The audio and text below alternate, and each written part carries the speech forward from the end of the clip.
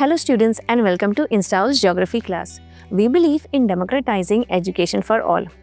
Today, we are going to begin with a very interesting topic, and that is water resources. Something which is very essential. Water is a very essential resource for us, and we are going to study a little more in detail about this. Let's get to know water as a resource.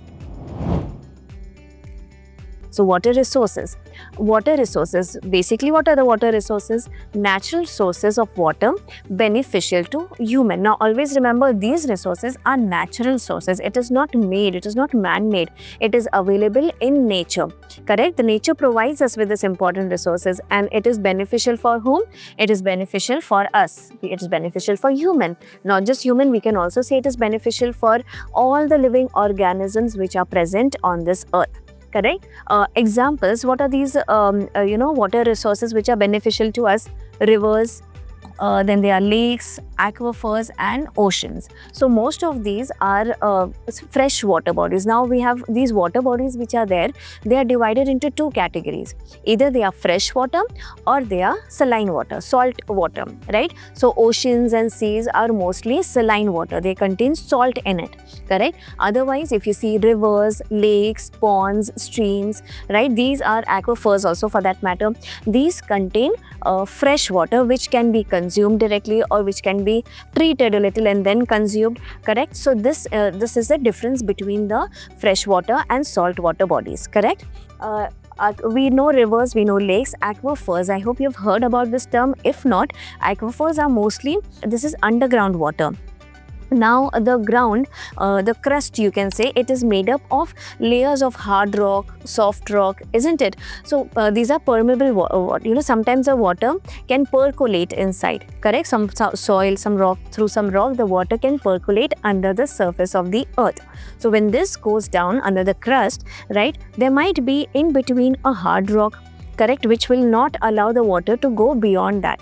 So here it is forming an aquifer. So here there is water content, isn't it? So that is termed as aquifer, and this water can be used or utilized through, say, tube wells, right, on all these things. So that is an aquifer, again a fresh water content. Then you come to importance. What is the importance of this? Definitely it's extremely important, right? Essential for drinking. The most important factor here is we need to drink water for our survival. Then also agriculture. Providing water to agricultural fields through irrigation, water supply. Now we cannot provide the ocean water or sea water which is saline to the agricultural crops. They might not grow well as they would grow with fresh water, right? So agriculture, that is through which we get our food, it is essential. Water is essential for that.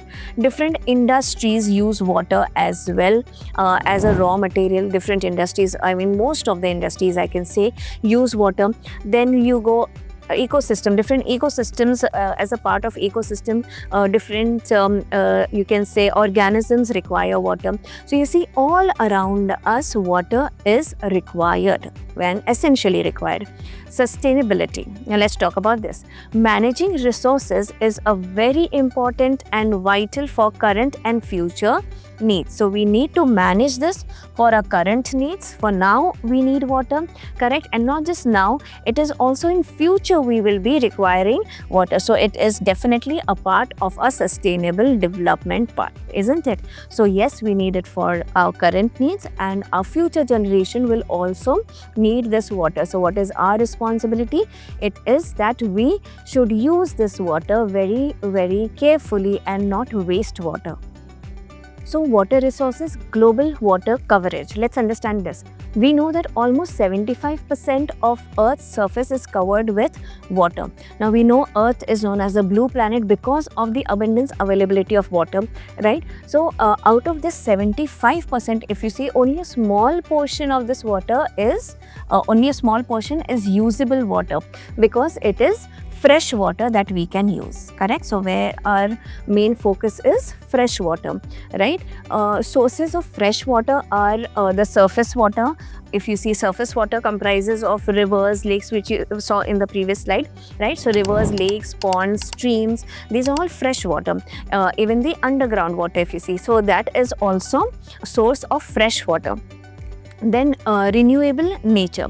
Now this is a very important, we can say this is a blessing that we have, that water has a renewable nature. Let us try to understand how and what this exactly is. Water is continually renewed and recharged through the hydrological cycle. Now we have been studying about hydrological cycle, also the water cycle. So yeah, hydrological cycle is a very important process because of which the water is renewable in nature.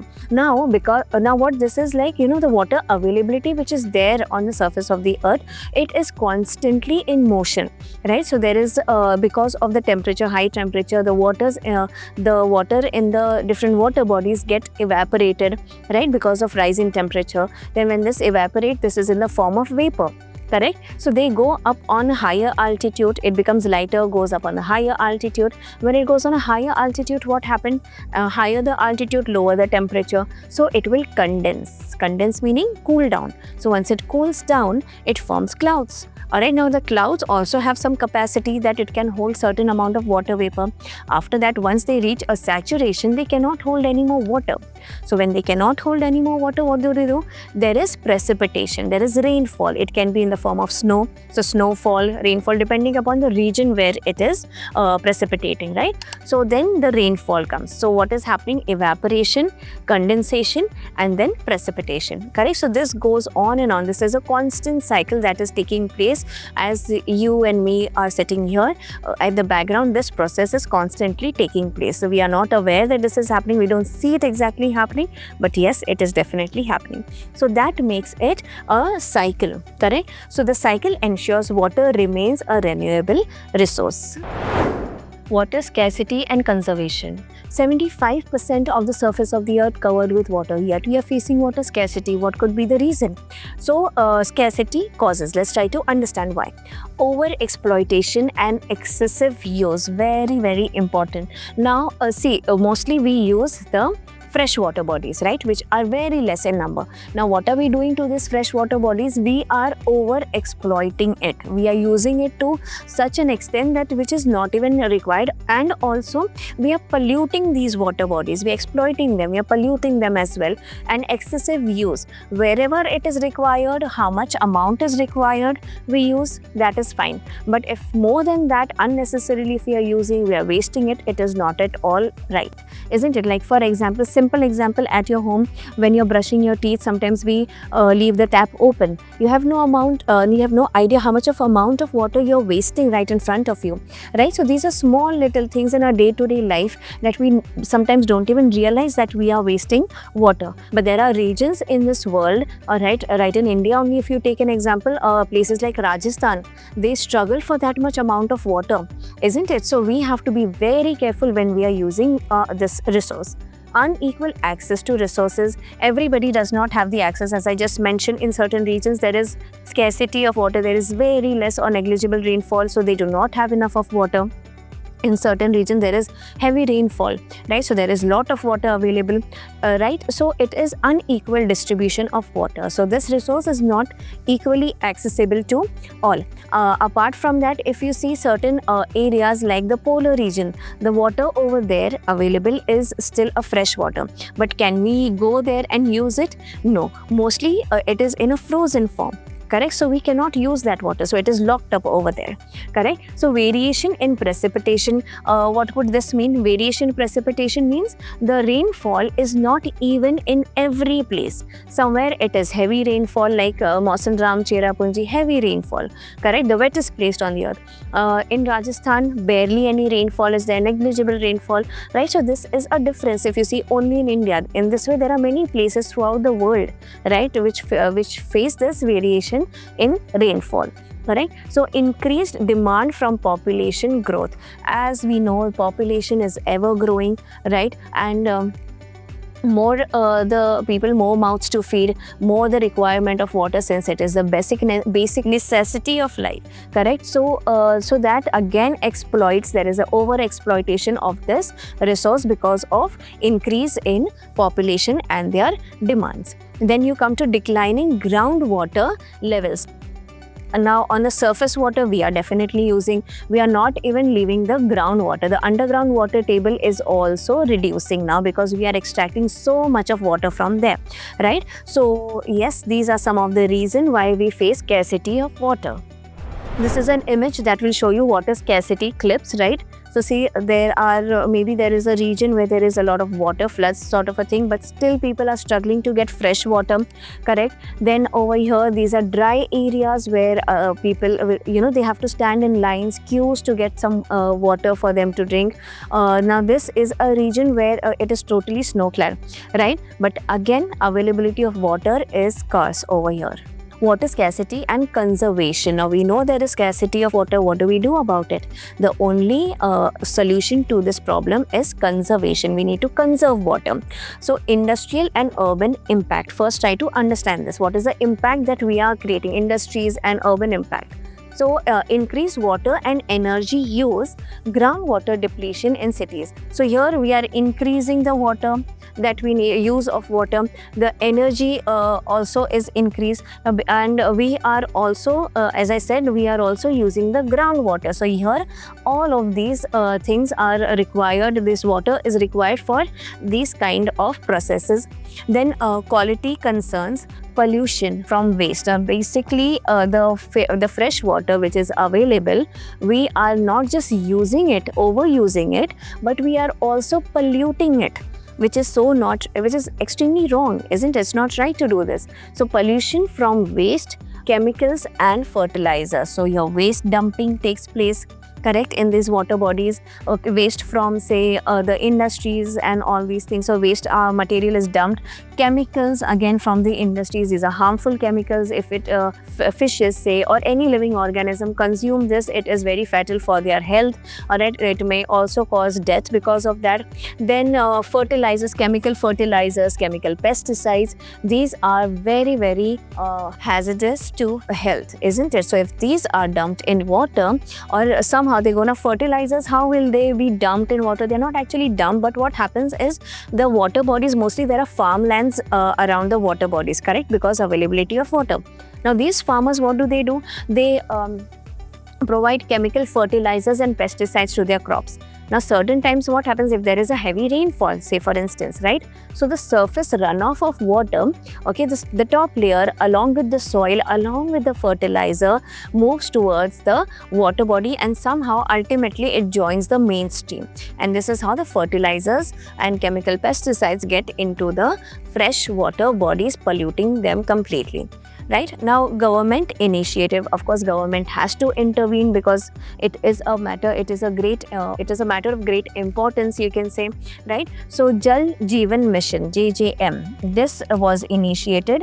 What does this? It ensures rural access to potable water. Potable water is a water which can be taken from one place to another place to provide through them. So most of the rural areas in the dry regions do not have access to drinking water. So providing water to those places. A little bit of extra information through InstaBytes. Focus on 8,220 water stress gram panchayat. So imagine in a country there are 8,220 gram panchayats. Small gram panchayats are what? Basically small units, small villages like. Alright, so many of them are water deficient. So now we have to focus and stress on that so the people living over there also have access to proper clean drinking water, right? So covers 7 states under Atal Bhujal Yojana. Alright, this is Atal Jal. Now here what happens is, here again we are trying to provide water to these gram panchayat. Correct? Key objectives. What are the key objectives? To promote water conservation. So make sure that the people over there also conserve water. They do not waste water. To make them aware, educate them regarding this. Also implement smart water management practices. So teaching them smart water management practices is also one of the major key objectives.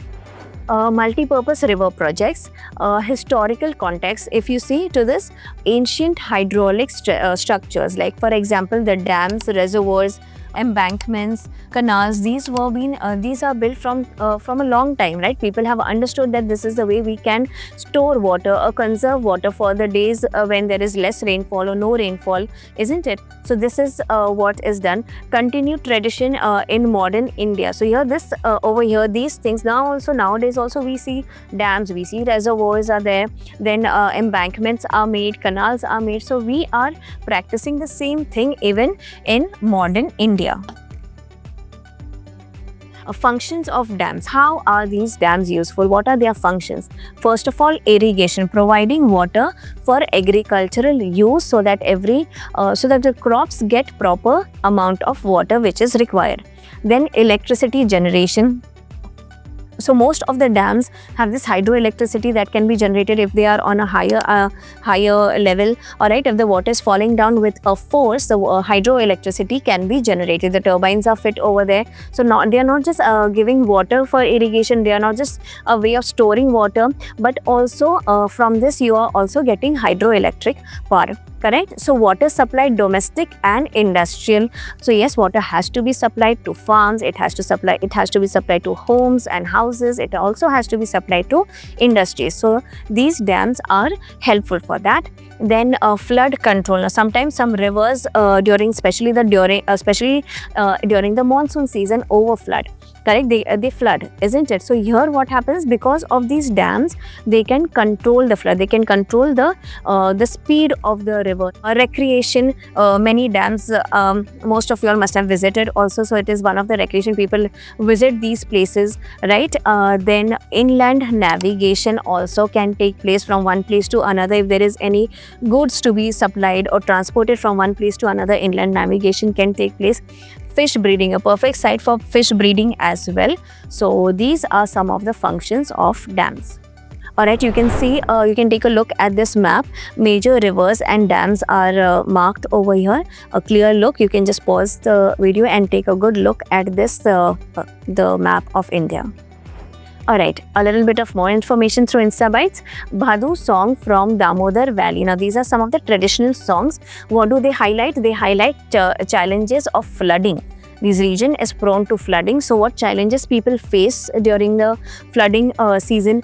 Appeals to the river of sorrow. Okay, the river of sorrow they call it, and it is an appeal to that river to lower water levels so that people do not lose their lives and properties. Correct? Then purpose of this, enable boats to sail. Correct? So boats can sail through this and ensure celebrations can continue as well. So there are many celebrations related to these aspects as well. So they should continue. Flood safety tips. Yes, floods do take place. We cannot control them. Alright, water is something that has its own force and its own way of flowing, and sometimes when there is extreme heavy rainfall, the rivers will definitely flood. We cannot control that, right? But what can we do is we can make sure that there are some safety measures taking place, right? So stay updated via radio and TV. How do we know that there is going to be flood? Through it is always updated through radio, television, it is announced. Correct? Prepare an emergency kit with essentials. So this kit, we should have. If that region is flood prone, make sure that every house has an essential kit, the first aid kit that is required. Then store valuables and important documents safely, so that during the floods they do not get washed away. Plan evacuation routes and contacts. So this also has to be done. You should know that if there is any natural disaster of this kind, which is the best way to evacuate that particular place.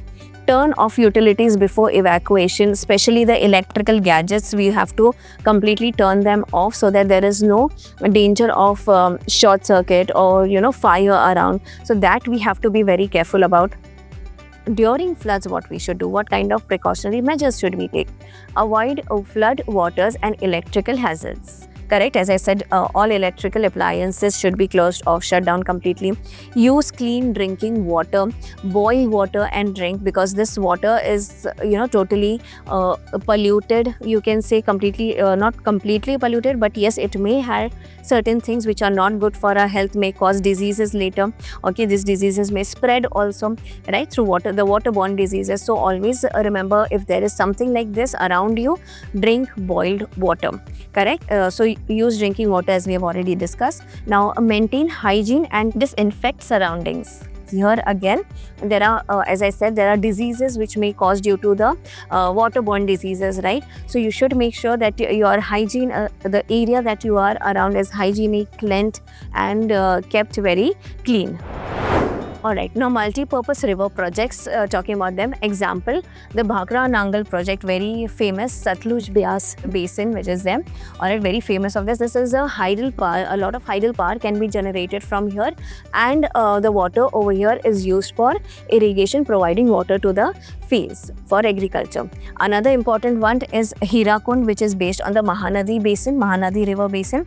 Water conservation and flood control, which it is used for conserving water, and also they control flood. The water level can be here, you can say, is managed somehow. Post-independence project, integrated water resource management, then promoted as temples of modern India. Now this term was given by Jawaharlal Nehru. So this shows the importance that was given to these projects. Alright, moving ahead, criticism and issues based on this. There are a lot of criticism also. Natural flow and sedimentation, it might affect the natural flow of the river. It is stopping the natural flow of the river. Sedimentation is also affected. Aquatic habitat disruption. So they believe that the aquatic habitat which are present over there, that might get disrupted because of the dam. Submergence of the area can get submerged under the flood. Cropping patterns can change, flood risk can be more, because if the dam is totally broken because of extreme flood, it is going to cause a havoc in the area that it is surrounded by. The initiatives taken for this, Pradhan Mantri Krishi Sinchai Yojana. This is the one that has been taken, which ensures irrigation access for agricultural farmers. So here irrigation facility is given to the farmers who are performing agriculture. Okay, dam structure and functions. So block or, now see, you can see the structure of the dams. Block or redirects water flow. Alright, it is either blocking the water flow or redirecting the water flow in an area where it is required, creating a reservoir. Somewhere it is storing water for maybe the days where there is less rainfall. Then classification, if you see by structure, if you classify, it's timber, embankment and masonry dams. By height, if you see, they are low, medium and high dams, right? So we need to remember this by structure and by height, how they are classified. Additional feature, if you see, often includes a spillway for water release. So wherever water needs to be released, it is also always available. So advanced water system in ancient India, flood water harvesting in Shringaverapura was done. Then dams and lakes from Chandragupta Maurya's era was going on. This is a long time back, right? In history, you must have studied about the Mauryan Empire and all. Bhopal Lake water storage also, this is also a very important one. Then you come to significant construction. Iltutmish built a horse khas in Delhi for water supply. So during these times also, the Mughal period and all, Iltutmish, they had built also a horse khas here in Delhi, where they use this water to supply it to the people. Sardar Sarovar Dam on Narmada River, very important and very famous one. Narmada River it is built on. It provides irrigation to drought-prone areas where it is really essential, where people are struggling for water, especially in regions like Gujarat, Rajasthan, even some parts of Maharashtra, right? So here water is provided to them. Benefits of it benefits over 18 lakh hectares of land. So imagine a long stretch of land is being benefited due to this. There are certain, when we talk about Krishna Godavari water dispute, why do you think there would be dispute on water? Now see, a river, if a river is flowing, it just flows naturally. It doesn't think about the district border or the state border or even the international border, for example, right? So this leads to certain disputes. So let us try to understand this as well. Karnataka, Andhra Pradesh, here when the water diversion was there at the Koyna river, they objected, right? So affects downstream flow, impacting agriculture and industries. So because of this, agriculture and industries are affected. So rainwater harvesting, it is a feasible alternative. Now let's just try to understand what is rainwater harvesting. Better socio-economic, better socio-economic and environmental option compared to large project. Now when you are making these large projects, a lot of money is used or utilized over there. A very simple way is rainwater harvesting. So it is economically also beneficial and environmental option aspect is also taken care of. Now here what is done is that maybe on the roofs of the region, or they make a place where the rainwater, which is where when there is a rainfall, the water over there is stored. Correct? The rainwater is also another fresh water, isn't it? So here they store that fresh water and use it in different ways, right? So ancient water harvesting techniques. So it's not just a new method, it has been practiced from a very long time. Western Himalayas, guls and kuls for agriculture were made. Correct? In Rajasthan, rooftop, over here on their rooftop harvesting was being practiced. Khadans were made, johars were made. Right, so these were then used for the water consumption, domestic use as well. In Bengal, inundation channels were also built up for providing water to the fields, that is irrigation. Rooftop rainwater harvesting. Recharge through hand pumps. So here you can, with the help of hand pumps, you can take that water, collects rainwater from rooftop, obviously from the rooftop, and there it is a water safe, so they'll collect water from there. Filter it as well, we cannot directly use it, so filtering. So first is collection, then is filtration.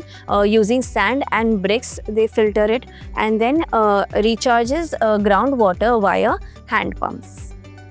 Recharge through abandoned dug well, collects rainwater in stumps. Over here, if there is a dug well which is abandoned, no more in use, so there water is getting collected. Excess is sent to abandoned well. Recharges aquifers. As I said, what aquifers are there, so here percolation of water takes place, so it recharges that also.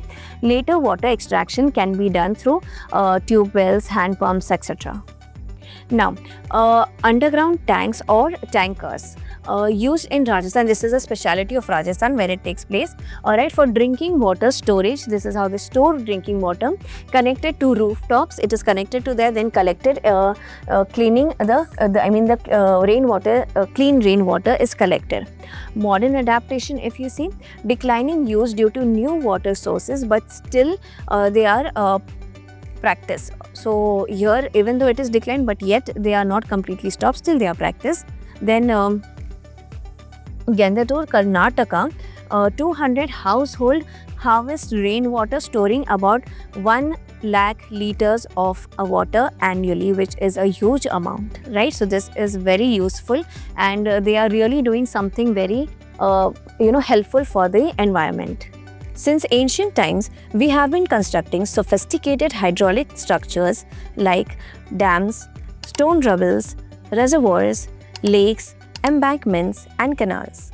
In the 1st century BC, Sringaverapura near Prayagraj, formerly known as Allahabad, had sophisticated system channeling the flood water of river Ganga. One of the largest artificial lake, that is the Bhojtal Lake, was built in 11th century in Bhopal, Madhya Pradesh. A tank was constructed in Hauz Khas, Delhi by Iltutmish for supplying water to Siri Fort area in the 14th century.